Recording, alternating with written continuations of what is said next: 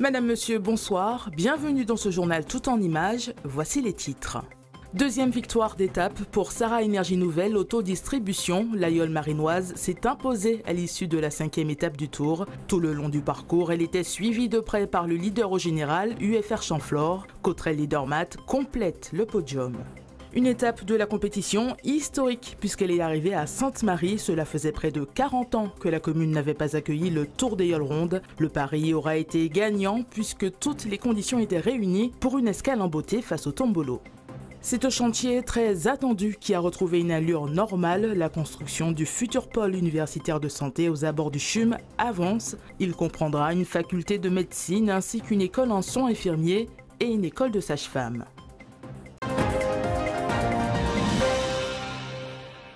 Étape longue et technique entre le François et Sainte-Marie. Les favoris ont répondu présent.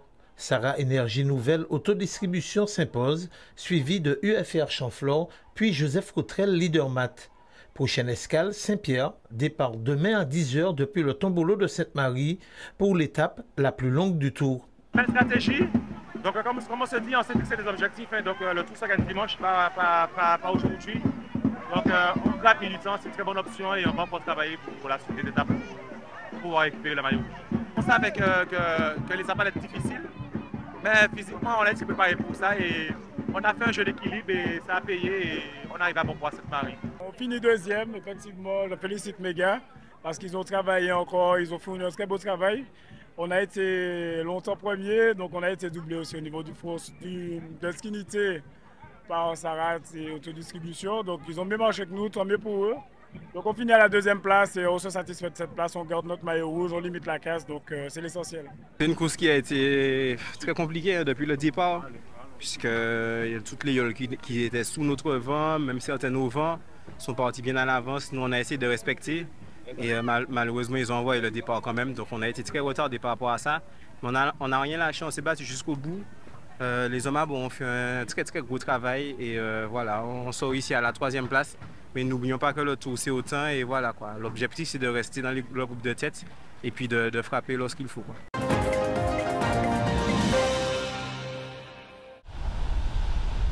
Sainte-Marie n'avait plus vu passer le Tour depuis 38 ans. Ce jeudi, l'Aïole a fait son grand retour, porté par une étape spectaculaire entre défi maritime et ferveur populaire. Dans la foule, familles, touristes et passionnés installés tôt ce matin pour vivre l'événement au plus près. Ici, on partage bien plus qu'une course, une fête, une émotion. Ça fait 40 ans, la joie, elle est immense, indescriptible. J'ai même pris un jour de congé pour être là aujourd'hui. C'est la première fois qu'il y a une arrivée sous Sainte-Marie au Tombolo et j'ai voulu voir comment ça se passe. J'ai assisté la Trinité, maintenant j'assiste, pourquoi pas Sainte-Marie. On est très bien installés, il ne fait pas trop chaud et puis il y a le Tombolo juste à côté. Pour les restaurateurs du front de mer, la journée s'annonce intense. Approvisionnement renforcé, personnel mobilisé, ils se tiennent prêts à accueillir la foule attendue avec un seul mot d'ordre, satisfaire sans rupture. Aujourd'hui, on est beaucoup sur le snacking parce que les gens qui viennent ils viennent manger sur le pouce. Donc bien sûr, il y a les acras de morue, on a des wings de poulet jamaïcain, on a plein de petites choses à manger sur les mains. Et puis il y a la restauration traditionnelle où on accueille avec du poisson, de la viande, des produits d'ici, travaillés comme on a l'habitude de le faire. Il y a la foule, il y a le monde, il y a l'ambiance. Je pense qu'on va arriver sur le pic puisque la course vient d'arriver il y a quelques minutes, je crois. Donc là, on ne va pas tarder à voir le pic et dans l'ensemble, on est plutôt satisfait pour le moment. Retour historique à Sainte-Marie. Bonjour. Alors ça va, bien installé? La municipalité a mis les moyens pour accueillir dignement la 5e étape du Tour. Il y avait des interrogations concernant l'invasion de Sargasses. Eh bien, les services ont été mobilisés. Depuis une semaine, nous travaillons et encore ce matin, nos agents techniques étaient sur le qui-vive pour pouvoir rendre cette plage très, très accueillante. Nous avons mis en place un village exposant pour la population. En termes de sécurité, il y a un dispositif qui a été mis en place en collaboration avec les services de gendarmerie, la police, le SDIS et la mise en place de caméras de la vidéosurveillance sur le territoire. Le Tombolo, autrefois oublié du Tour, retrouve aujourd'hui sa place sur la carte. Une étape à la fois sportive et symbolique qui aura permis à Sainte-Marie de renouer avec ses racines maritimes et d'envisager, pourquoi pas, un retour durable dans l'histoire des Yoles.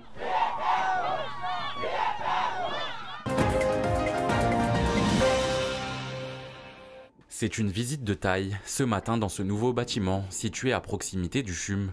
Commencé en 2020, cette infrastructure a connu un ralentissement. Aujourd'hui, la relance de ce chantier permettra aux futurs étudiants en santé de se former avec de nouveaux outils. À l'heure actuelle, 67% des travaux sont déjà réalisés. Donc là, on a fini toutes les charpentes métalliques. Maintenant, on va lancer les couvertures. On espère lancer très vite les bardages, qui servent aussi d'enveloppe. Et après, à partir de là, dès qu'on sera 100% étanche, on finira les plâtres à l'intérieur et tout ce qui est la partie décorative et tout ce qui est la partie terminaux. Ce qu'on dit les terminaux, ce sont la lustrerie, les appareillages, les choses comme ça.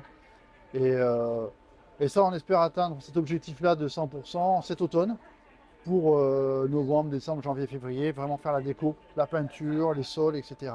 Ce nouveau pôle universitaire permettra de proposer des formations plus complètes et ainsi éviter les départs d'étudiants vers d'autres territoires. Beaucoup de médecins de la faculté de médecine restaient là-bas dans l'Hexagone pour des problèmes, enfin pas des problèmes, pour des contingences sociales, familiales. Là aujourd'hui, sur place, ils vont faire tout leur cursus avec des conventions, soit avec les universités et les facultés en France, mais surtout aussi la Caraïbe, le Canada.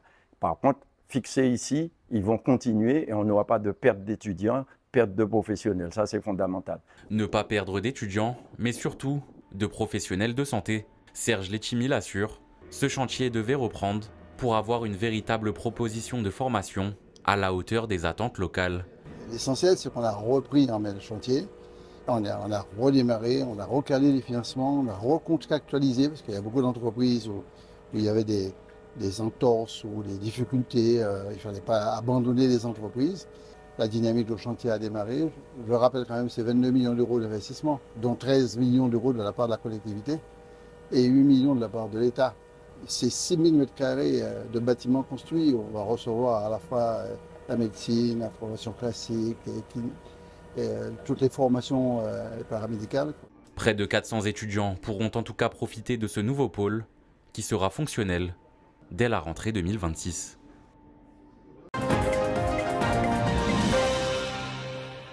C'est dans la salle paroissiale de Saint-Christophe à Fort-de-France que les bénévoles se sont mobilisés pour remettre ces colis remplis de denrées, de produits d'hygiène et de fournitures scolaires. À l'origine de cette initiative, Noémie Zahir. Touchée par la précarité de certaines familles et animée par un profond attachement à ses racines, elle a voulu poser un acte fort pour ses 30 ans. J'ai voulu exprimer ma gratitude et ma reconnaissance envers ce que la vie m'a apporté et m'a offert.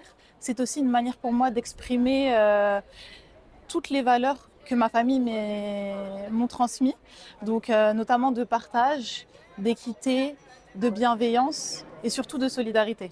C'est un projet qui a pris 6 mois, sur lequel moi j'ai travaillé jour et nuit. C'est pour moi aujourd'hui comme une sorte de remerciement envers ma terre, la Martinique. La collecte, c'est Noémie qui s'en est occupée complètement de A à Z. Elle a tout acheté en métropole. Et elle a constitué les colis, 3 colis, un colis d'aide alimentaire, un colis d'hygiène et un colis scolaire. Notre mission, c'est d'aider les familles et surtout aussi de les accompagner. Donc, ce sont des familles qu'on connaît, avec qui on vit complètement, donc c'était assez naturel pour nous.